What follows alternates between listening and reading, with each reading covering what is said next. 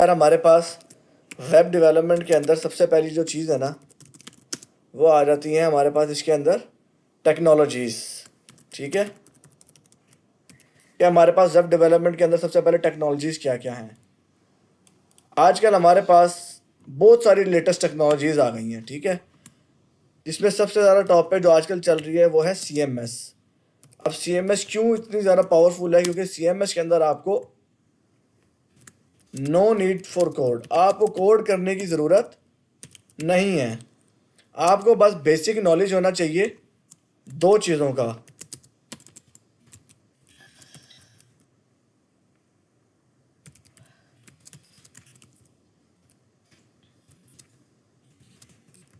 HTML और CSS का।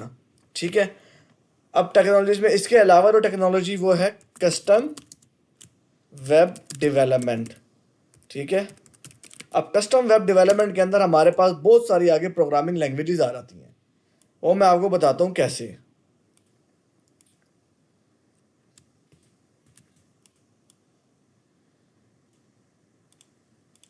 अब जो हमारे पास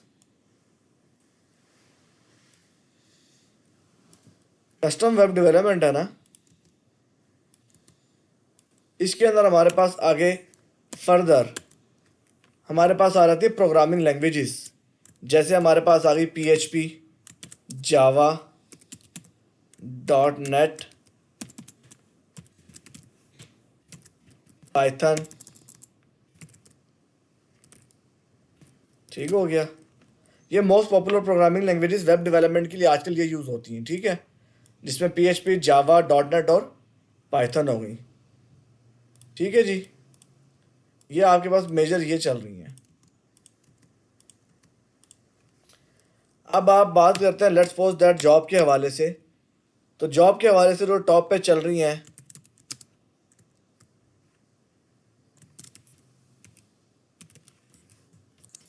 वो दो हैं PHP, सबसे टॉप पे है इसमें जावा, पाइथन और PHP।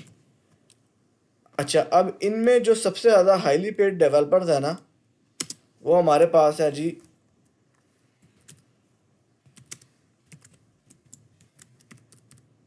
मोस्ट हाईली पेड जावा में है। ठीक है, उसके बाद ये मैं आपको लोकल बता रहा हूँ, वैसे पाइथन में सबसे ज़्यादा हाईली पेड है। ठीक है, लोकल जो है ना हमारे यहाँ पाकिस्तान में हाईली पेड जावा के हैं। पाइथन यहाँ पे पाकिस्तान में आपको पता है इतना खर्चा कोई करता नहीं है। ठीक है, और PHP डेवलपर जो है ना वो एक मॉडरेट सैलरी ले रहे हैं, हैंडसम सैलरी है लेकिन बहुत ज़्यादा हाई नहीं है। अब अगर आप लोकल मार्केट को टारगेट करते हैं तो उसके लिए बेस्ट जो आपके लिए है ना CMS है, क्योंकि लोकल मार्केट सबसे ज़्यादा CMS वेबसाइट को प्रेफर्ड करती है। इसकी वजह क्या है? Low cost, low maintenance cost, low server cost. ठीक है, और लो डेवलपमेंट कॉस्ट, और इजी टू मैनेज है। ये वो फीचर्स देता है CMS जिसकी वजह से जो सबसे बड़ी चीज़ है कस्टम डेवलपमेंट मार खा रही है और CMS आजकल टॉप पे जा रही है।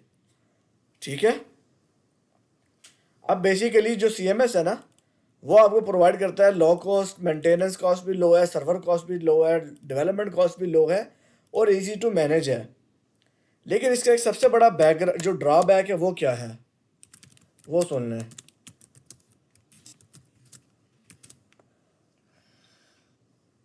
You cannot implement your custom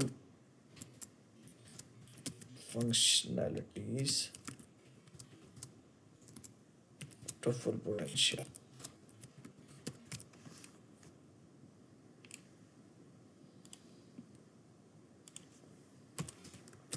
Same messages are limited. अच्छा, अब बेसिकली यार अब आप कहते हैं मिसाल के तौर पे आपने सिंपल वेबसाइट तो बना ली, अब आप कहते हैं यार मैंने एक पॉइंट ऑफ सेल बनाना है और मैं वर्डप्रेस पे बनाना चाहता हूँ, तो ये पॉसिबल नहीं है। किसी भी सूरत में आप वर्डप्रेस के ऊपर एक पॉइंट ऑफ सेल एप्लीकेशन नहीं बना सकते हैं, ठीक है। वर्डप्रेस एक CMS है, उसकी कुछ लिमिटेशंस हैं, ठीक है। जबकि कस्टम वेब डेवलपमेंट के अंदर आपके पास कोई लिमिटेशन नहीं है, आपके पास फुल इख्तियार है, आप जो दिल चाहे, जैसे दिल चाहे आप वैसे बना सकते हो, ठीक है। अब बेसिकली ये तो था हमारा मेन इंट्रोडक्शन वेब डेवलपमेंट के अंदर। अब हम इसमें चलते हैं वेब डेवलपमेंट के अंदर आगे, हम चलते हैं वेबसाइट्स पे, ठीक है।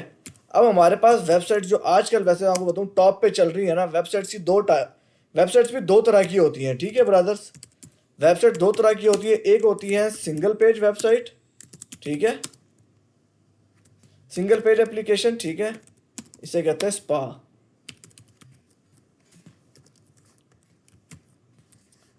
और एक इनमें होती है जी मल्टी पेज एप्लीकेशन।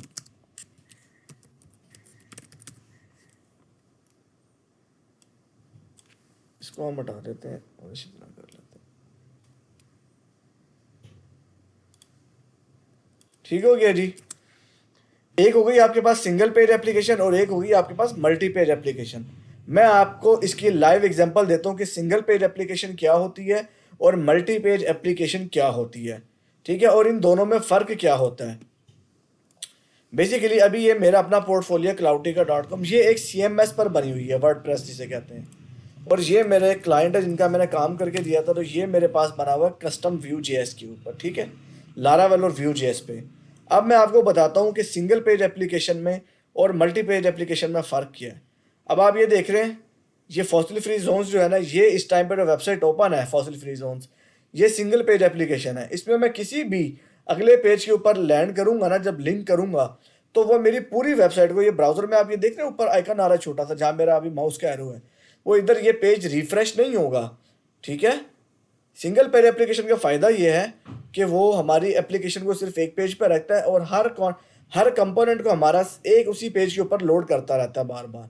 अब जिस तरह मैं अबाउट अस के ऊपर क्लिक करूंगा तो आप ऊपर नोट कीजिएगा मेरा ब्राउज़र रिफ्रेश नहीं होगा, ठीक है। ये देख रहे हैं, ये मैंने अबाउट अस पे क्लिक किया, उसने यहीं पे मुझे डाटा लोड कर दिया, मेरा पेज रिफ्रेश नहीं हुआ।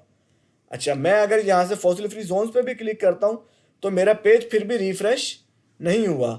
अब मैं यहाँ से किसी चीज़ के ऊपर भी क्लिक करूँगा तो मेरा पेज रिफ्रेश नहीं होगा, ये मुझे रन टाइम पे यहीं पे लोड करके दे देगा चीज़, ठीक है। जबकि मैंने यहाँ से लेट्स सपोज अबाउट अस पे क्लिक किया तो वो देखिए ऊपर मेरा पूरा ब्राउज़र रिफ्रेश हो रहा है, लोड हो रहा है। ये है basically main difference multi page application में और सिंगल पेज एप्लीकेशन में। अब मैंने होम पे क्लिक किया तो इसने मुझे इमीडिएटली होम के ऊपर ओपन कर दिया फ़ौरन, ठीक है। बेसिकली ये एक एग्जांपल है लाइफ है सिंगल पेज एप्लीकेशन की और मल्टी पेज एप्लीकेशन की। अब बेसिकली हम इस चीज़ में बाद में डिटेल पे जाएंगे कि सिंगल पेज एप्लीकेशन क्यों बेहतरीन होती है, और मल्टी पेज एप्लीकेशन की भी अपनी जगह पे कुछ फ़वाइद है। सिंगल पेज एप्लीकेशन खैर जो है बड़ी एप्लीकेशन के लिए ज़रूरी है ये, क्योंकि इसमें आपके पास परफॉर्मेंस जो है ना वो बहुत अच्छी हो जाती है, ठीक है। तो ये मैंने लिख दिया परफॉर्मेंस बूस्ट है इसके अंदर, ठीक है, और ये थोड़ी सी स्लो होती हैं, ठीक हो गया।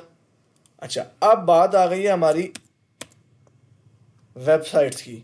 वेबसाइट बेसिकली जो होती है ना वो मिलके बनती है मल्टीपल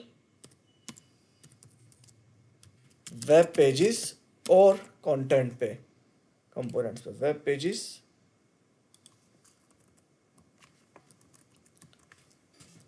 और मल्टीपल वेब कंपोनेंट्स,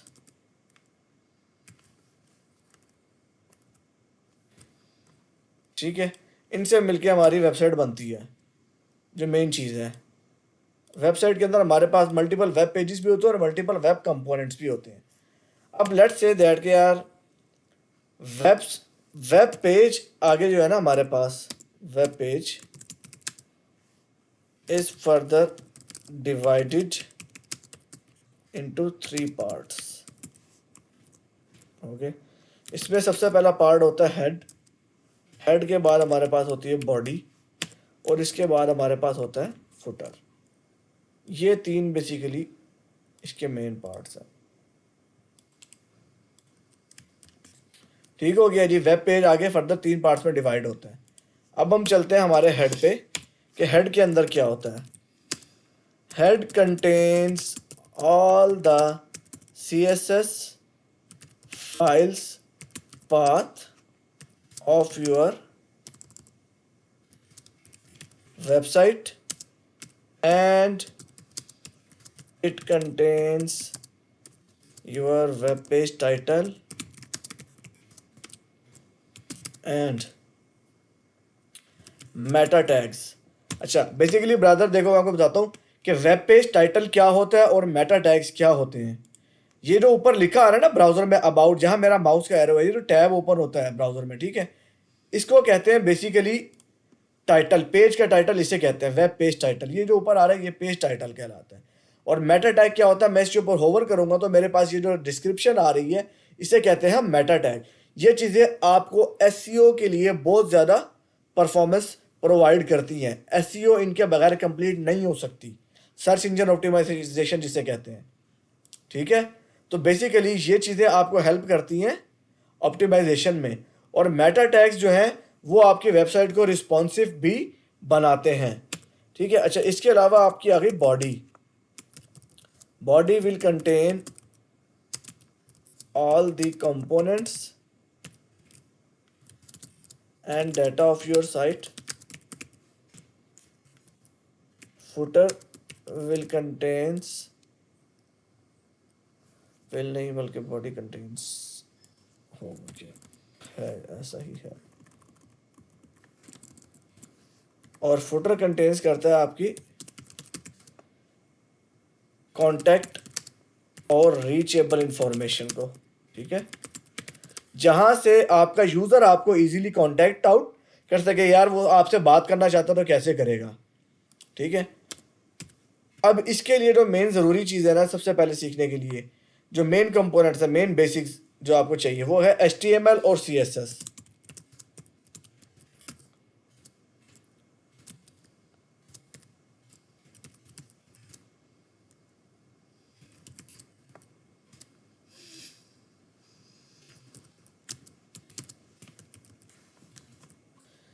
ठीक है जी। अब HTML और CSS क्या चीज़ है वो मैं आपको बता देता हूँ कि HTML क्या है और CSS क्या है, ठीक है। अभी हम यहाँ से स्टार्ट कर लेते हैं। हम अपना एक सिंपल अब हम सिंपल HTML का एक पेज बनाएंगे जिसके अंदर सिंपल चीज़ें होंगी हमारी, ठीक है। वो भी हमारा वेब पेज ही होगा लेकिन वो बिल्कुल सिंपल होगा, ठीक है। फिर हम उस पर CSS अप्लाई करेंगे कि इसके ऊपर CSS कैसे लगाई जाती है। फिर हम लास्ट में हम उसके ऊपर बूटस्ट्रैप भी इम्प्लीमेंट करेंगे कि बूटस्ट्रैप के थ्रू हम अपने उसी वेब पेज को रिस्पॉन्सिव कैसे बनाएंगे, ठीक है। अब हम आ जाते हैं अपने मेन इम्प्लीमेंटेशन की तरफ। मैं फ़िलहाल यहाँ सबलाइम टेक्स्ट यूज़ कर रहा हूँ, ठीक है, या बल्कि मैं let's say that visual studio he use कर लेता हूँ।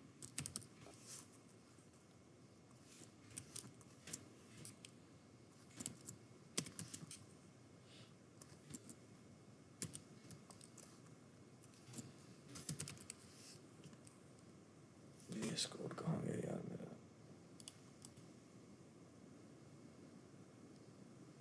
बल्कि मेरे पास बल्कि सबलाइम टेक्स्ट पे चलें। फिलहाल हम यार विजुअल स्टूडियो कोड मुझे मिल नहीं रहा, मेरे ख्याल से मैंने शायद अनइंस्टॉल कर दिया हुआ है, ठीक है। तो फिलहाल हम सबलाइम टेक्स्ट पे आ जाते हैं, ठीक है।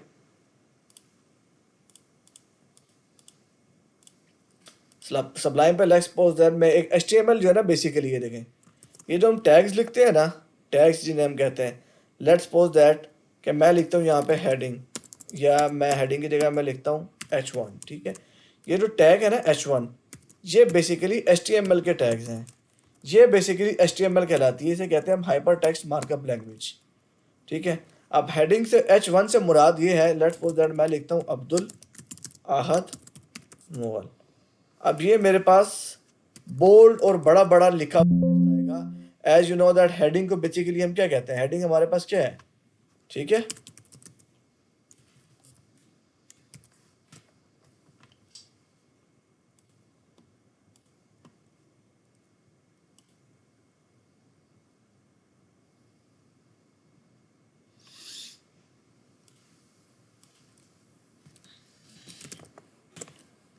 ठीक है, अभी ये जो है ना मैंने page as a basic HTML के तौर पे मैंने सेव कर दिया।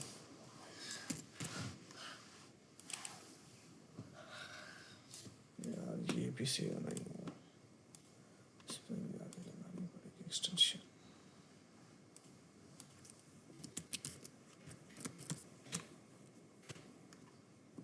ठीक हो गया। अब इसने ऑटोमेटिकली मेरे टैग को रीड भी कर लिया, आप चेक कर रहे हैं। ठीक है, उसने कलर चेंज कर दिए हैं। अब बेसिकली हम अपने इसको ब्राउज़र में भी ओपन कर लेते हैं। ठीक है, हम इसको क्रोम में ओपन कर लेते हैं। अभी आप देख रहे हैं टेक्स्ट बड़ा बड़ा बोल्ड और लिखा हुआ आ रहा है। अच्छा, ये जो टैग्स है ना, आपको ये आहिस्ता आहिस्ता ज़बानी याद होना शुरू हो जाएंगे, प्रैक्टिस जितनी जितनी आप करते रहेंगे। अब मैं आपको उसकी सबसे बेहतरीन मिसाल देता हूँ। फ़र्ज़ करें मैं आपको कहता हूँ यार मैंने ना सबसे पहले, अभी आप HTML के अंदर मैं एक फ़र्ज़ करें हेडर बना रहा हूँ सबसे पहले। ठीक है, हेडर बनाने के लिए मुझे इसके अंदर कोई ख़ास काम करने की ज़रूरत नहीं है, क्योंकि फ़िलहाल जो HTML जो है ना, ये एक डायनामिक वेबसाइट नहीं है, ये एक स्टैटिक वेबसाइट होती है, स्टैटिक पेज होता है बस ये। ठीक है, अब मैं आपको बताता हूँ इस पर आप ज़्यादा से ज़्यादा क्या कर सकते हैं। मिसाल के तौर पर मैंने कहा यार मैं ना कुछ चीज़ें अपनी ऐड कर देता हूँ। यहाँ पे मैंने ना कोई टॉपिक ऐड करना है, मिसाल के तौर पर मैंने हेडिंग डाली H1। ठीक है, मैंने इसका टैग बंद कर दिया। यहाँ पे मैं डालता हूँ my first topic of HTML। Okay हो गया, ये आपका आ गया। अब आपने जो भी चीज़ लिखनी है वो इस पैराग्राफ के अंदर लिखेंगे। अब पैराग्राफ का मतलब क्या है, जिस तरह अब आप कोई भी कंटेंट लिखते हैं, अब जिस तरह अगर हम वैसे भी देखें हम रियल तौर पे लाइफ में, जब आप कोई भी चीज़ लिखते हैं आप सबसे पहले उसके ऊपर कोई ना कोई हेडिंग देते हैं और उसके बाद आप उसका कंटेंट टाइप करते हैं। लेट्स से दैट मैं यहाँ पे कहीं से भी फिलहाल कॉपी पेस्ट कर देता हूँ कंटेंट उठा के, जिस तरह मैंने यहाँ से कॉपी किया। ठीक है, ये मैं ले गया और मैंने यहाँ जाके पेस्ट कर दिया। ठीक है, तो अब ये मेरे पास इस पेज के ऊपर मैं जैसे ही पेज को रिफ्रेश करूँगा मेरे पास रिफ्लेक्ट होना शुरू हो जाएंगी चेंजेस। ठीक है, ये मेरा फर्स्ट टॉपिक आ गया, my first topic of HTML, और ये मेरे पास कंटेंट आ गया। अच्छा, अब बेसिकली मैं आपको बताता हूँ HTML के जो टैग्स है ना, ये आप जितने प्रैक्टिस करेंगे आपको याद होना शुरू हो जाएंगे। अब इसमें हेडिंग 6 तरह की होती है। ठीक है, जिसमें सबसे बड़ा जो हेडिंग का साइज़ है वो H1 है। ठीक है, उससे छोटा H2, फिर H3, H4, H5, H6। ये देखें, अब आपने इससे छोटी हेडिंग देनी है तो आप इसे H2 कर देंगे। ठीक है, H3, H4, H5, यहाँ पे टैग भी। अच्छा, और याद रखें HTML के टैग्स हमेशा क्लोज होते हैं। बहुत कम टैग्स HTML के ऐसे हैं जो क्लोज नहीं होते। ठीक है, वरना HTML का जो भी टैग स्टार्ट होगा इसे कहते हैं स्टार्टिंग टैग, और ये जो बैक स्लैश के साथ बंद होता है, फॉरवर्ड स्लैश के साथ, इसको हम कहते हैं एंडिंग टैग। तो जो भी टैग आपका शुरू होगा वो बंद भी लाजमी होगा। अगर आप उसको बंद नहीं करेंगे तो आपके पास इश्यूज आना शुरू हो जाएंगे डिज़ाइन में। ठीक है, लेट्स सपोज दैट ये हम इसको अब चेक कर लेते हैं कि ये अब हमारे पास हेडिंग से कितने वेरिएंट्स हमारे पास आ रहे हैं। वो आप चेक कर रहे हैं, बेसिकली ये HTML है आपके पास। ठीक है, दिस इज कॉल्ड HTML। ये आपको टैग्स प्रोवाइड करता है HTML। ठीक है, जो वेब पेज के ऊपर रेंडर होते हैं और गूगल क्रोम या कोई भी ब्राउज़र है उनको रीड करता है, वो बेसिकली इन टैग्स को रीड करता है। ठीक है, ये है आपके पास सिंपल प्लेन HTML। अब आप HTML के थ्रू आप सिर्फ वेबसाइट नहीं बना सकते हैं। ठीक है, HTML क्योंकि सिर्फ और सिर्फ सिंपल प्लेन टैग्स प्रोवाइड कर रहा है। ठीक है, अब मैं आपको बताता हूँ, मिसाल के तौर पे मैं इस पेज में से सारी चीज़ें रिमूव कर देता हूँ, सिर्फ मैं एक हेडिंग का टैग रहने देता हूँ, सिर्फ एक हेडिंग का टैग। ठीक है, और अभी मैंने इसके अंदर आप सोच रहे होंगे कि यार मैंने इसमें ना तो हेड बनाया, ना बॉडी बनाई है, ना और कुछ बनाया। तो मैं अभी आपको वो हेड बॉडी वाला सारा निज़ाम करके देता हूँ। पहले मैं आपको सिर्फ बेसिक HTML सिखा रहा था कि ये HTML है। ठीक है, HTML में सिर्फ ये टैग्स होते हैं इंक्लूडेड। ठीक है, अब हम अपना एक वेब पेज बनाते हैं बेसिक सा। ठीक है, वो भी हमारा .html के साथ ही स्टोर होगा। उसमें बेसिकली होता है कि सबसे पहले हम अपना HTML का एक टैग लगाते हैं। अब जैसे ही मैंने HTML का टैग लगाया उसने मुझे ऑटोमेटिकली उसका मेन स्ट्रक्चर खड़ा कर दिया। चेक कर रहे हैं आप। ठीक है, एक उसने HTML का टैग स्टार्ट कर दिया, हेड उसने मुझे बनाकर दे दिया ऑटोमेटिकली, बॉडी उसने मुझे ऑटोमेटिकली बनाकर दे दिया है। ठीक है, मेटा टैग उसने मुझे खुद लगा कर दे दिया है, टाइटल उसने मुझे टैग दे दिया है, मेटा मेरे पास उसने दे दिए टैग्स, बॉडी के अंदर कुछ भी नहीं है, और इसने मुझे फुटर नहीं दिया है। अब बेसिकली फुटर जो है ना, ये हमारे पास एक चीज़ है बूट स्ट्रैप, ये उसका कंपोनेंट है। वैसे हम इसमें भी बना सकते हैं, लेकिन जो मोस्टली ये यूज़ होता है बूट स्ट्रैप में है। ठीक है, अब लेट्स सपोज दैट अब हम इस पार्ट को समझने की कोशिश करते हैं ये कैसे वर्कआउट करता है। अब टाइटल क्या चीज़ है, अब मैं इसी पेज को, मैंने इसमें कोई चीज़ ऐड नहीं की, कोई हेडिंग ऐड नहीं की, कोई कंटेंट ऐड नहीं किया, कोई पैराग्राफ कुछ भी ऐड नहीं किया। अब हम चेक करते हैं, लेट्स से दैट कि अब हमारे पास ये पेज कैसा नज़र आ रहा है। ये एक वेब पेज है, अब ये एक प्रॉपर वेब पेज है। ठीक है, मैंने रिफ्रेश किया तो आपने देखा ये ब्लैंक है, और इसके ऊपर जो हमारी फाइल हमने जिस नाम से सेव किया हुआ है ना, वही ऊपर इसका नाम लिखा हुआ आ रहा है basic.html। ठीक है, अब मैं आपको बताता हूँ टाइटल बेसिकली क्या करता है। टाइटल आपके पास इसको चेंज कर देगा। यहाँ पे हम कहते हैं कि लर्निंग वेब डेवलपमेंट, और अब हम इसको रिफ्रेश करते हैं तो आपको पता चल जाएगा कि ये क्या चीज़ है। अब आप देख रहे हैं, अब यहाँ पे टाइटल में आपके पास आ गया लर्निंग वेब डेवलपमेंट। ठीक है, बेसिकली टाइटल ये काम करता है, और आपके हेड के अंदर ये टाइटल वगैरह चीज़ें आपकी पड़ी होती हैं। अब आपने कहा कि यार मैंने एक पैराग्राफ लिखना है जिसके अंदर है हेडिंग हो, ठीक है, और उसके अंदर एक पैराग्राफ हो। ठीक है, मैंने कहा टेस्ट हेडिंग, ठीक है, और इसी के अंदर मैंने एक पैराग्राफ भी ऐड कर दिया। This is my test paragraph for learning, please don't mind any spelling mistakes and any kind of verbal mistake. Okay okay brothers, अब हम चलते हैं यहाँ पे रिफ्रेश करते हैं। अब आप देखें इसमें टेस्ट हेडिंग का कलर भी ब्लैक आ रहा है, और आपका जो टेस्ट पैराग्राफ है इसका टेक्स्ट का कलर भी ब्लैक आ रहा है।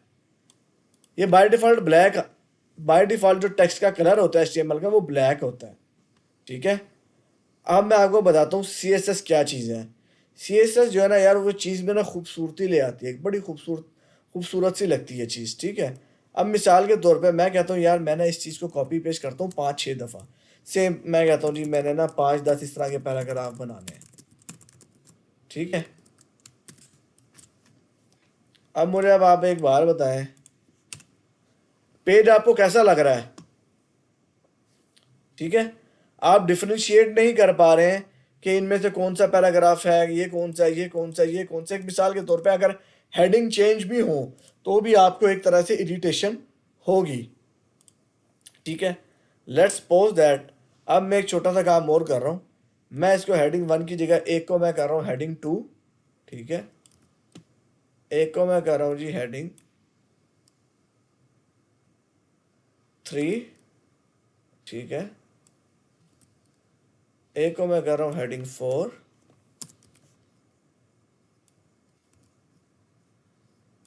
एक को मैं कर रहा हूँ हेडिंग 5, और एक को मैं कर रहा हूँ हेडिंग 6। ठीक है ब्रदर्स, अब CSS बेसिकली करेगी क्या दिखाते हैं हम आपको। अच्छा, और CSS की भी ना 3 तरह की टाइप, CSS भी ना 3 तरह की होती हैं। ठीक है, ये मैं आपको बताता हूँ किस किस तरह की होती है। अच्छा, सबसे पहले जो CSS होती है ना, जो आमतौर पे जो लोग लिखते हैं उसे कहते हैं इनलाइन स्टाइल। ये जो अभी मैं CSS लिखने लगा हूँ ना, जो हम टैग के अंदर लिखते हैं, ये एक अच्छी अप्रोच नहीं है। ठीक है, लेकिन इसकी प्रायोरिटी सबसे ज़्यादा हाई होती है। ठीक है, लेकिन ये एक अच्छी अप्रोच नहीं है। मैं आपको तीनों लेवल की CSS लिखना सिखाऊंगा आज के ही लेक्चर में। अभी पहली चीज़ क्या है, पहली जो हम CSS लिख रहे हैं ना, ये हम लिख रहे हैं इनलाइन CSS। इनलाइन CSS इस तरह लिखते हैं, आपने स्टाइल का कीवर्ड यूज़ करते हैं, स्टाइल इज इक्वल टू, और ये मैं आगे यहाँ पे इन्वर्टेड कॉमास लगा दिए इसके अंदर। अच्छा, बेसिकली यार ये CSS की जितनी प्रॉपर्टीज़ हैं, या ये आपके पास जो HTML के जितने भी टैग्स हैं, ये सारे के सारे टैग्स, ये सारी की सारी प्रॉपर्टीज़ आपको आहिस्ता आहिस्ता प्रैक्टिस करते करते खुद ब खुद जहनशीन हो जाएंगी। आप जितनी इसकी प्रैक्टिस करेंगे, ये आपको उतने ज़्यादा अच्छे तरीके से फिंगर टिप्स पे आते रहेंगे।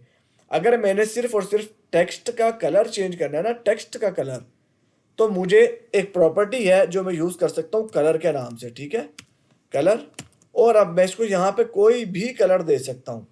मैं इसको हेक्सा कोड भी दे सकता हूँ, कलर का मैं नेम लिख कर भी दे सकता हूँ कि जैसे रेड, येलो, ब्लू, ग्रीन, और जो मर्जी दे दें आप। मैं लेट्स सपोज इसको मैं कहता हूँ कलर रेड, और आगे मैंने सेमीकोलन लगा दिया। ठीक है, और अब मैं रिफ्रेश करूंगा तो आप ये नोट कर रहे हैं इसका कलर रेड हो गया है। ठीक है, basically this is called CSS। कि जिससे आप अपने HTML एलिमेंट्स के कलर, स्टाइलिंग और डिफरेंट चीज़ों को चेंज करते हैं। ये चीज़ आपके पास कहलाती है, ठीक है, CSS। अब आप इसको कैसे इंप्रूव कर सकते हैं? आपने अभी यहाँ पे लिखा यार CSS मेरी, आप कहते हो यार हेडिंग छोटी है, तो आपने हेडिंग को बड़ा करना है। आप यहाँ लिखेंगे फॉन्ट डैश साइज, आप इसको करते हैं 45 पिक्सल। अब आपका फॉन्ट देखें, जितनी आपकी हेडिंग पहले आ रही है इससे भी बड़ी हो जाएगी, चेक करें कितनी बड़ी हो गई है। आपने इसको और बड़ा करना है, आप इसको 45 की जगह 65 पिक्सल कर देंगे। लें, रिफ्रेश करेंगे, ये और बड़ी हो गई हेडिंग आपके पास, ठीक है। आप कहते हैं यार टेक्स्ट के, मेरा जो टेक्स्ट है ना अभी इसमें अच्छा नहीं लग रहा है, मैं इसको ना यार बोल्ड करना है या मैंने इसको ना अंडरलाइन करना है, तो आप कर देंगे टेक्स्ट डैश डेकोरेशन। देख रहे हैं, ये साथ साथ आपको हिंट देता है, ये साथ साथ आपको हिंट देता है CSS की प्रॉपर्टीज़ का। आप इसे करते हैं अंडरलाइन, ठीक है। तो अब इसी के नीचे अंडरलाइन भी आना शुरू हो जाएगी, ये देखें, ठीक है। बेसिकली अब ये जो CSS है ना हमारे पास, ये कहलाती है इनलाइन CSS, जिसको मैंने अभी आपके पास ये हाईलाइट किया हुआ है। इनलाइन CSS यूज़ प्रोफेशनली कहीं पर भी नहीं करते। उसकी दो वजहें हैं कि जब आपको डिज़ाइन को डायनामिकली चेंज करना पड़ता है, थीम के हिसाब से चलना पड़ता है और प्रॉपर लेकर चलना पड़ता है, तो इनलाइन स्टाइल आप कहीं पर भी नहीं देते। उसकी वजह यह है कि जब आप इनलाइन स्टाइल दे देंगे ना किसी जगह पर, तो अगर आप उसको पीछे किसी और जगह से डायनामिक करने की कोशिश करेंगे तो वो स्टाइल चेंज नहीं होगा, वो किसी भी सूरत में चेंज नहीं होगा, ठीक है।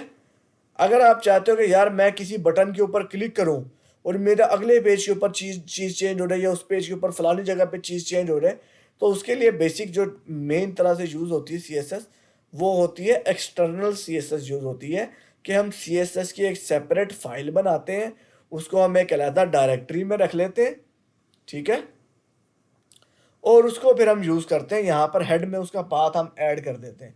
वो भी मैं अब आपको बताता हूँ कि हम एक्सटर्नल CSS कैसे लिखते हैं। अच्छा, ये तो आपके पास CSS आ गई इंटरनल, ठीक है, जिसको आप स्टाइल में इस तरीके से लिख सकते हैं किसी भी टैग में। अब आप इसको पैराग्राफ के टैग में भी दे सकते हैं, आप इसको हेडिंग के टैग में भी दे सकते हैं, जिस मर्जी टैग में आप चाहें। आपने दुनिया जान के जिस मर्जी HTML में CSS देनी है वो आपको इसी तरीके से देनी है, ठीक है। अब मैं इस CSS को रिमूव करता हूँ। अब मैं CSS की दूसरी टाइप की तरफ आ रहा हूँ, जिसे हम कहते हैं इन पेज CSS। पहली थी इन लाइन, ये है इन पेज, ओके, इसको कहते हैं इन पेज CSS। ये बेसिकली इस तरीके से वर्क करती है कि जैसे हम HTML के टैग्स यूज़ कर रहे हैं, ऐसे हम स्टाइल का भी एक HTML टैग यूज़ करते हैं, ठीक है। और अब इसके अंदर हम बता देते हैं कि यार हम CSS के अंदर हम बता देते हैं कि यार हमारी ये क्लास है या ये ID है, ठीक है, ये क्लास या ये ID है, ठीक है, और इसके ऊपर ये काम कर दो। अच्छा, अब बेसिकली मैं आपको बताता हूँ मज़े की चीज़। CSS के अंदर दो तरह की चीज़ें होती हैं। एक होती है हमारे पास ID, इसको हम रिप्रेजेंट करते हैं हैश से। एक होती है हमारे पास क्लास, इसको हम रिप्रेजेंट करते हैं डॉट से, ठीक हो गया। अब ID जो है, जैसे अब हम लोग हैं, हम इंसान हैं, हमारा जो ID कार्ड नंबर है ना, वो हर एक का डिफरेंट है। ID आप इनमें से ना, फर्ज करो आपने एक बनाई ID और एक बनाई है क्लास, ठीक है। तो जो ID आपने, फर्ज करो यहाँ पे मैंने कहा ID इज इक्वल टू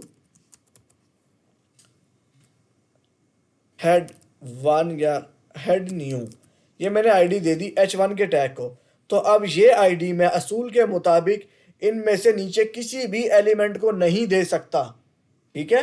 हाँ, अगर आप इसको क्लास लगाना चाहते हैं ना, तो क्लास लगाने का तरीका ये है, क्लास इज इक्वल टू, जैसे मैंने ID लिखी है इसी तरह आप यहाँ क्लास लगा देंगे। आपने कहा जी हेडिंग कलर की एक क्लास बना ली हमने। अब जितनी भी हेडिंग्स है ना उनके ऊपर ये वाला कलर लग जाए। अब मैं आपको बताता हूँ क्लास कैसे वर्क करती है और हेडिंग कैसे। मिसाल के तौर पे आपने कहा जी आपने ID के ऊपर लगानी है क्लास, ID को स्टाइल लगाना है, तो ID आप इस तरीके से ये देंगे। ये होती है CSS का ये एक बेसिक स्टाइल है, ठीक है। और इसी में अब आपने क्लास बनाई है हेडिंग कलर की, ठीक है, हेडिंग कलर। अब इसके अंदर मैंने दे दिया यार कलर येलो, ठीक है, मैं यहाँ पे दे देता हूँ हेडिंग कलर येलो, ठीक है, ओके हो गया। कि ताकि हमें अब जो क्लास मैंने ऊपर बनाई है ना, यही क्लास मैंने नीचे देनी भी है, ठीक है, सेम होनी चाहिए। यहाँ से कॉपी करके मैं वो नीचे दूंगा। अब फर्ज करें आप कहते हैं यार भाई ये इसको येलो कर दें, ठीक है, इसकी बाद वाली ब्लैक रहे, इसकी बाद वाली को फिर येलो करना है, तो अब आप ऐसा करें ये वाली क्लास कॉपी करें और जिस चीज़ को येलो करना है वहाँ पर लगा दें। अब आप कहते हैं ये वाला पैराग्राफ येलो हो जाए तो इस वाले पैराग्राफ पे लगा दें, पैराग्राफ भी येलो हो जाएगा, ठीक है। अब हेड क्या है, हेड न्यू के अंदर क्या है, अब आपने कहा जी इसमें आप करते हैं जी कलर पर्पल, ठीक है, ये मैंने कर दिया जी कलर पर्पल। अब जहाँ पे ये हेडिंग लगी हुई है ना, इस टेक्स्ट का कलर खुद ब खुद पर्पल हो जाएगा, लेकिन अब इस आईडी को मैं किसी और जगह पर यूज़ नहीं कर सकता, ये HTML CSS के रूल्स के ऑपोजिट है, ठीक है। इस आईडी को आप नीचे कहीं पे भी यूज़ नहीं कर सकते। अगर आप कहीं यूज़ करोगे तो जब आप कंटेंट को डायनामिकली अपडेट करोगे तो वहाँ पे आपका ये फट जाएगा, आपका ये जो एप्लीकेशन है वो ब्रश कर जाएगी, ठीक है। एप्लीकेशन आपकी एरर्स थ्रो करना शुरू कर देगी कि ये आईडी पहले ही एग्जिस्ट करती है, तो इस आईडी के सेम दो कंपोनेंट या दो टैग्स नहीं हो सकते। जैसे एक आईडी कार्ड के दो बंदे या एक ही नंबर प्लेट के दो बाइक या गाड़ियां नहीं हो सकती, सेम एज इट इज एक ही आईडी के मल्टीपल टैग्स नहीं हो सकते। लेकिन एक क्लास आप चाहे 500 जगह पे यूज कर लो, कोई प्रॉब्लम नहीं है, ठीक है। अब मैं एक क्लास और नई बना रहा हूं जिसमें मैं हेडिंग का कलर सेट कर देता हूं, या मैं वैसे कलर सेट कर देता हूं, हेडिंग भी नहीं, बल्कि ये भी गलत, मैं हेडिंग का नहीं, हमने ये पैराग्राफ को भी दिया तो जेनेरिक क्लास बना लेते हैं हम कलर येलो की, या हम क्लास बना लेते हैं जी कलर ऑरेंज, ठीक है जी। और इधर मैंने इसको भी नेम चेंज करके कर दिया जी ऑरेंज, ठीक है। यहाँ से मैं कर देता हूँ चेंज कलर, ठीक है। और एक चीज़ का याद रखिएगा यार, जितनी भी चीज़ें हैं ना इनको आप स्मॉल लेटर्स में रखें तो स्मॉल में ही ये बेस्ट रहता है, ठीक है। हाँ, फर्स्ट लेटर स्मॉल और उसके बाद वाला कैपिटल हो, कैमल केस में यूज़ कर सकते हैं, ठीक है।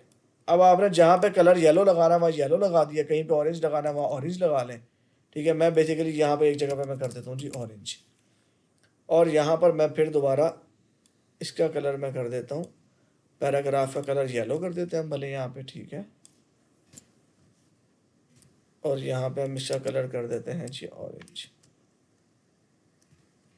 Class is equal to orange, इसको पैराग्राफ को ऑरेंज कर दिया, ठीक है। अब हम अपने पेज को रिफ्रेश करके देखते हैं कि अब हमारा पेज किस तरह का नजर आ रहा है। अब आप चेक कर रहे हैं पेज आपका कैसा नजर आ रहा है। वैसे येलो जो है ना बहुत ज़्यादा लाइट हो गया, मैं इसको ग्रीन कर देता हूँ वरना ये नज़र नहीं आ रहा। येलो की जगह हम इसको ग्रीन कर देते हैं। अच्छा, ये ज़रूरी नहीं है कि यार आपने नीचे, ये बेसिकली मैं उनको फॉलो कर रहा हूँ प्रोग्रामिंग उसको, यार स्टैंडर्ड्स को, ठीक है।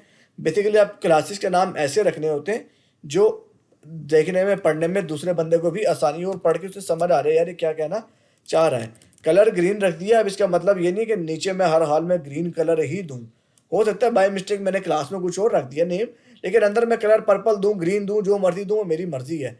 मैं इसके अंदर और डिफरेंट प्रॉपर्टीज़ भी, इसी एक क्लास के अंदर मैं मल्टीपल प्रॉपर्टीज़ सेट कर सकता हूँ। जैसे आपने कहा था जी टेक्स्ट की आपके जो साइज़ है ना, फॉन्ट का साइज़, वो आपका फॉन्ट का जो साइज़ है ना वो आपका हो जाए जी 45 पिक्सल।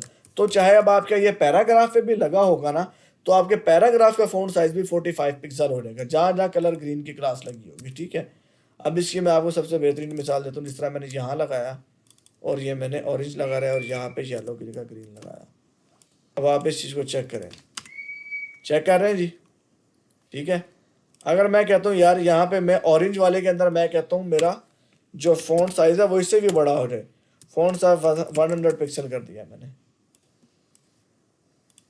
ये देखें आप चेक कर रहे हैं। ये चीज़ जो है ना basically this is called CSS। क्या आप इसको CSS के थ्रू हैंडल कर रहे हैं। अभी ये फिलहाल मैंने एक छोटी सी आपको एक मिसाल दी है CSS लिखने की। CSS वैसे बेसिकली बहुत वास्ट चीज़ है और इसको आप बहुत डिफरेंट तरीक़ों से और मल्टीपल CSS आप एक ही क्लास के अंदर मेंशन कर सकते हैं प्रॉपर्टीज़, ठीक है। इसकी मैं आपको एक छोटी सी बेसिक मिसाल एग्जांपल दिखा देता हूँ, ठीक है। यार मैं अपना एक पहले VS कोड में अपना सर्च कर लूँ, मैंने शायद अनइंस्टॉल कर दिया मुझे लग रहा है। VS कोड मेरे ख्याल से यार मैंने अपना अनइंस्टॉल कर दिया, बिल्कुल मेरे जहन में नहीं रहा। चलो मैं आपको ना एक प्रोजेक्ट मेरे पास पड़ा हुआ, मैं आपको उसकी CSS फाइल ओपन करके दिखा देता हूँ, ठीक है। फिलहाल कंपोजर में हम यहाँ पे आ गए। अब एक CSS में हम चले जाते हैं, बल्कि यहाँ पे भी नहीं, हम इसको ओपन ही कर लेते हैं, फोल्डर ओपन कर लेते हैं अपना।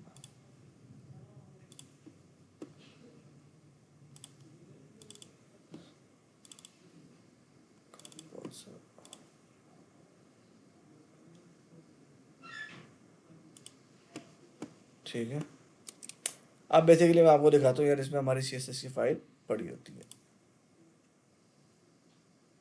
रिसोर्सेज में गए, CSS में गए,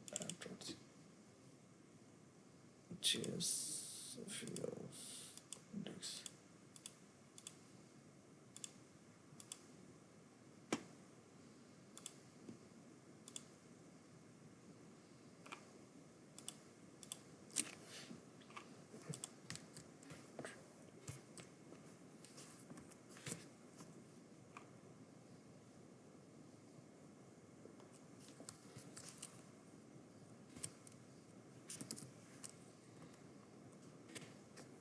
अच्छा, अब बेसिकली अब आप ये देख रहे हैं, इसमें मैंने style.css की ना एक मैंने फाइल ओपन की है। ठीक है, ये एक बेसिक फाइल है। अब ये देखें, ये सारी की सारी CSS लिखी हुई है। ये बेसिकली टैग्स के ऊपर लगी हुई है एक CSS, कि जी ये इस तरीके से वर्क करेंगे, ये टैग इस तरीके से हो, ये टैग को ये CSS लग जाए, ये टैग को ये CSS अप्लाई हो जाए। ये सर्च की एक आईडी बनी हुई है। अब ये सर्च की आईडी जिस जगह पे लगी यूज़ हो रही है, उसके ऊपर डिस्प्ले ब्लॉक हो जाए, पोजीशन उसकी फिक्स हो जाए। पोजीशन फिक्स, ये प्रॉपर्टीज पढ़ के ही बंदे को पता चलता है यार ये किस चीज़ से रिलेटेड है।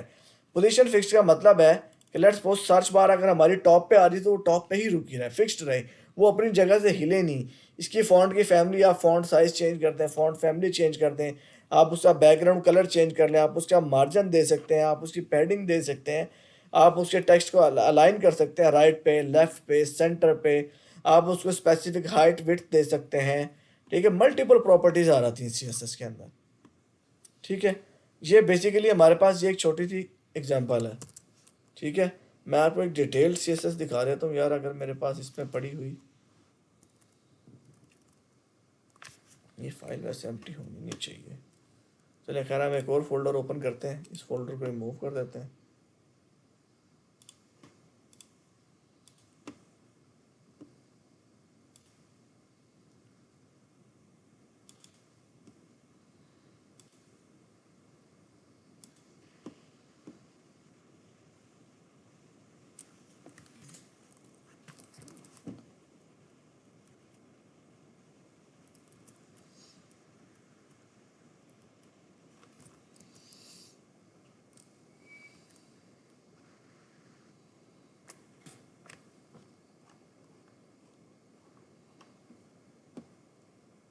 ये चेक कर रहे हैं, अब ये एक हाई लेवल किस्म की CSS लिखी हुई है, जिसमें एक एक कंपोनेंट को टारगेट किया हुआ है। अब ये आप 10,000 लाइनों से ऊपर जा रहा है इसका कोड।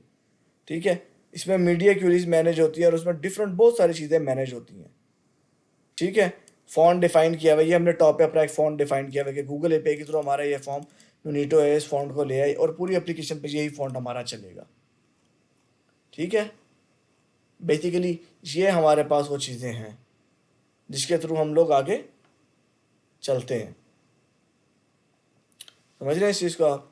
ये CSS ये सारी की सारी लिखी हुई है। ये आप जिस तरह आहिस्ता आहिस्ता लिखना शुरू करेंगे ना, आप लोगों को भी समझ आना शुरू हो जाएगी कि यार ये किस तरीके से लिखते हैं और ये CSS लिखने का बेसिकली तरीका क्या है, CSS में कौन कौन सी प्रॉपर्टीज़ होती हैं। आप जब जब काम शुरू करेंगे ये प्रैक्टिकली, तो आपको इंशाल्लाह इस चीज़ में कोई भी इशू नहीं होगा। छोटी मोटी चीज़ें आती होती हैं जो बंदे को परेशान कर देती हैं कि यार अच्छा यार ये पता नहीं अब कैसे होगा, ये मैं कैसे करूँगा, ये तो मैं यहाँ पे आके फंस गया हूँ, ये मैं क्या करूँ, अब मेरे से ये काम नहीं हो रहा है। ये चीज़ें बंदा इधर आके फंसता है, ये एक स्टेज आती है बंदा इस पर आकर फंसता है।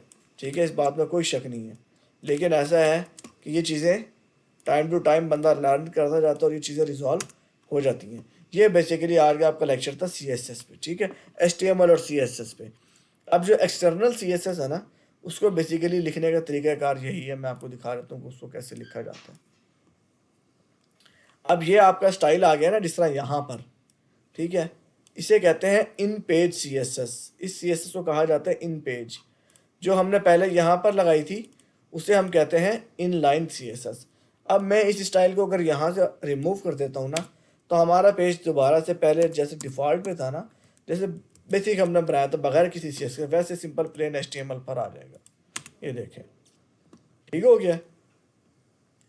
अब बेसिकली CSS के लिए हमें क्या करना पड़ेगा? CSS के लिए सबसे पहले मैं आपको एक छोटी सी चीज़ बता देता हूँ। पहले मुझे ये बंद करना पड़ेगा क्योंकि मैं एक छोटा सा फोल्डर बना लूँ ताकि आप लोगों को बाद में मैं दे सकूँ। उसमें फोल्डर हम बना लेते हैं वेब का, ठीक है। ये बेसिक भी मैंने इसके अंदर मूव कर दिया है। इसके अंदर मैंने जाके एक और फोल्डर बना लिया अपना एसेट्स का, ठीक हो गया। और इस एसेट्स के फोल्डर के अंदर मैं अपनी अब एक CSS की फाइल बनाऊंगा, ठीक है। वेब में गए, ये बेसिक को हमने ओपन कर लिया। यहाँ से हम फाइल न्यू फाइल करते हैं और इसको हम फाइल सेव एज नहीं एसेट्स में जाते हैं। यहाँ पे हम कर देते हैं CSS style.css, ठीक है। अब जो हमने स्टाइल यहाँ पर बनाए हुए थे ना, मैं Ctrl+G करके आपको दिखा देता हूँ। यहाँ पे भी आएंगे नहीं, चलो खैर। अब हम यहाँ पे बनाने के बजाय इधर ही बनाते हैं डायरेक्टली। जैसा कि हमने पहले अपनी एक आईडी हमने बनाई हुई थी। आईडी मैं यहाँ से कॉपी कर रहा हूँ, हेड न्यू की। हेड न्यू को हमने कलर दिया हुआ था जी पर्पल, ठीक है। तो वही आप यहाँ पे दे देंगे कलर PURPLE पर्पल, ठीक है। इसी तरह से हमने बनाई हुई है कलर डैश ग्रीन और कलर डैश ऑरेंज की क्लास, ठीक है। ये हमारे पास क्लास है। जो क्लास है हमारे पास वो डॉट के साथ लिखी जाती है, कलर डैश ग्रीन, और यहाँ पे हमने प्रॉपर्टी दे दी कलर ग्रीन, ठीक है। और इसके नीचे हम आए, हमने क्या डॉट कलर डैश ऑरेंज। अच्छा, CSS के अंदर आपको स्टाइल का टैग लगाने की भी ज़रूरत नहीं है। जब आप एक सेपरेट फाइल बनाते हैं style.css या जो भी CSS का नाम रखते हैं आप इस फाइल का, तो उसके अंदर आपको स्टाइल का टैग लगाने की ज़रूरत नहीं होती, ठीक है।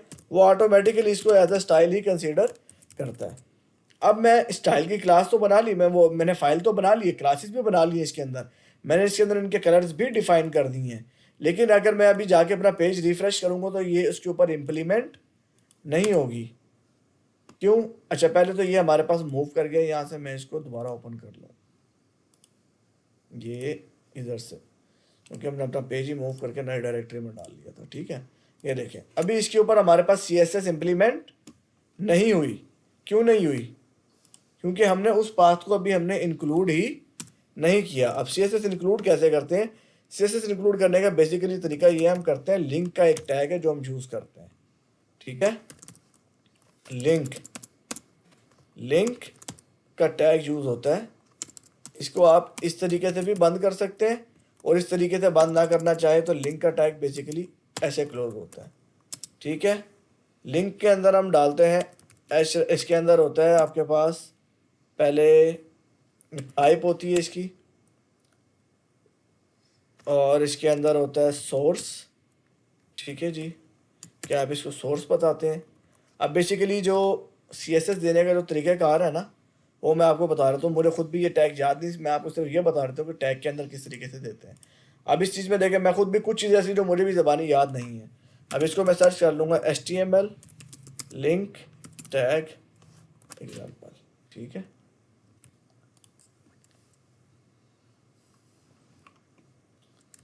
यहाँ पे W3 स्कूल पे है, मल्टीपल जगहों पे कंटेंट पड़ा हुआ है। आप गूगल पे सर्च करेंगे ना, आपको कोई भी चीज़ पे जब आप कहीं फंसते हैं, ठीक है, ये एक्सटर्नल सोर्स लिंक जिस तरह ये आ गया है, ठीक है। यहाँ से आपको हर जगह से लिंक मिल जाएगा कि किस तरीके से लिंक को हम ऐड करते हैं। एक्सटर्नल CSS कैसे हम बाय लिंक अपने पास ऐड करते हैं एप्लीकेशन में। यार नेट बहुत स्लो है मेरे पास।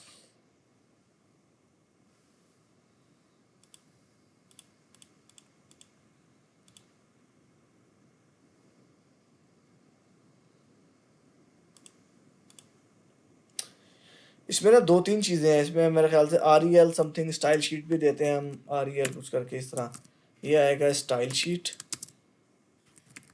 इस तरीके से। टाइप इसको हम देते हैं CSS, और यहाँ पे हम अपना देते हैं एसेट्स और हम इसके अंदर देंगे style.css, ठीक है। ये भी मुझे कंफर्म याद नहीं है, लेकिन मेरे ख्याल से इससे हमारा काम चल जाएगा। ठीक है, हम अपना पेज रिफ्रेश करके चेक कर लेते हैं। नहीं, नहीं चला। तो या तो हमारा ये गलत है पाथ, पहले हम पाथ चेक करते हैं।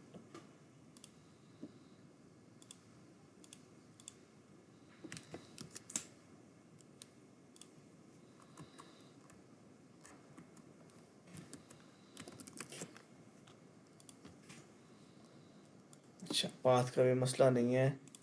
यहाँ पे शायद मुझे सोर्स की जगह एच रेफरेंस देना पड़ेगा। I think so that, let's try H reference.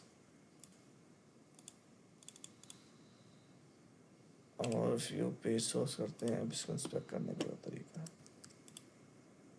हाँ, style dot C S S ठीक है। यहाँ पे हमारा जो मसला आ रहा है वो इसमें आ रहा है, ये जो हमने लिंक लगाया ना इसमें हमारा मसला है। लेकिन हमारी जो एसेट्स की फाइल है वो ओपन हो गई है, वो हमारी इंक्लूड हो गई है इसके अंदर। ठीक है, जिस तरह ये लगा हुआ है head new colour, green colour, orange. ठीक है, ये जो दो आरईएल स्टाइल शीट और टाइप सीएसएस जो मैंने दी है, इसके अंदर मुझे लग रहा है कोई प्रॉब्लम है।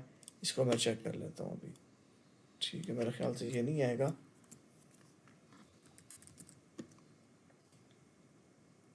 और मुझे इसको ऐसे ही यूज़ करना। हाँ, अब चेक किया हमने लगे पे जो हमने टाइप इसके अंदर हमने एक एक्स्ट्रा डाल दिया था। अब हमें इन लिंक्स की कोई भी ज़रूरत नहीं है, हम इन्हें बंद कर सकते हैं, हमने इनको नहीं करना ओपन। ठीक है, बेसिकली देखें अब हमने इसको कैसे डिबग भी कर लिया और फ़ौरन हमें स्टाइल शीट, हमने इसको बताना है कि इसका ताल्लुक क्या है इस पेज के साथ। लिंक बेसिकली डिफाइन करता है आपका रेफरेंस या लिंक क्या, आपका इसका ताल्लुक क्या है। हमने उसे बताया लिंक आपका है इसका स्टाइल शीट का। ठीक है, आपने इसको एज अ स्टाइल कंसीडर करना है। और वो पूछ रहे हैं आपके वो फाइल आपकी पड़ी किस जगह पे हुई है, आपके फोल्डर कौन से फोल्डर में कहाँ पड़ी हुई है। हमने उसे बताया हमारे एसेट्स का एक फोल्डर है, उसके अंदर style dot C S S की फाइल पड़ी हुई है। ये हमारा एसेट्स का फोल्डर, इसके अंदर हमारी style dot C S S की ये फाइल पड़ी हुई है। ठीक है, जैसे ही उसको पाथ मिला उसने वो हमारी पेज के ऊपर वो वाली सी एस एस इंक्लूड कर दी। अब बेसिकली सीन क्या है, अब फर्ज करें आपने इस जैसे 100 पेज बनाए हुए हैं ना, और आपने 100 पेजेस के ऊपर सी एस एस लगाई हुई है। तो आपने हर जगह पे जाके अगर जहाँ पे ऑरेंज हेडिंग है ना, आप उसको करना चाहते हैं आज यार मैं ऑरेंज की जगह ना मैं इसको करना चाहता हूँ ब्लू करना चाहता हूँ ना। ठीक है, तो आपको कुछ भी करने की ज़रूरत नहीं है, आप अपनी इस क्लास में जाके पीछे सी एस एस में चेंज करेंगे तो आपके बाकी 100 पेजेस पे इसका कलर खुद ब खुद चेंज होकर ब्लू हो जाएगा। अगर आप इनलाइन या इन पेड सी एस एस यूज़ करेंगे, तो अगर आप ये सी एस एस क्लास के तौर पे या आप सेपरेट एक्सटर्नल फाइल के तौर पे यूज़ नहीं करते, इन पेज या इन लाइन रखते हैं, और आपके पास 50 पेजेस हैं, ये 100 पेजेस हैं, तो आपको 50 पेजेस पे या 100 के 100 पेजेस पे जाकर वो हर पेज में जाकर सेपरेट वो क्लास चेंज करनी पड़ेगी। That's why external C S S को प्रोफेशनली यूज़ किया जाता है कि आपको काम बार बार रिपीट नहीं करना पड़े। ठीक है।